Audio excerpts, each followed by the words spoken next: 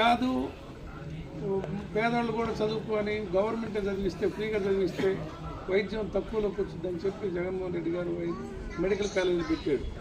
అందరి పిల్లలు ఇంగ్లీష్ నేర్చుకుంటే వీళ్ళు కూడా పెద్ద ఉద్యోగాలు చేస్తారు, సాఫ్ట్వేర్ ఉద్యోగాలు చేస్తారని మన పల్లెటూళ్ళలో స్కూళ్ళన్నీ తుప్పొదులు కొట్టేటట్టు చేసి ఇంగ్లీష్ మీడియం పెట్టి చదివించాడు.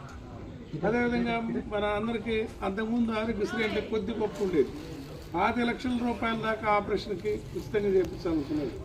ప్రతి పనిలో ఒక రైతుకు కానీ, ఒక పల్లెకారుకు కానీ, ఒక దళిత కుటుంబానికి కానీ ప్రతి కుటుంబం ఎట్ట బాగుపడాలా, నేనేం చేయగలనని ఆలోచించిన మనిషి.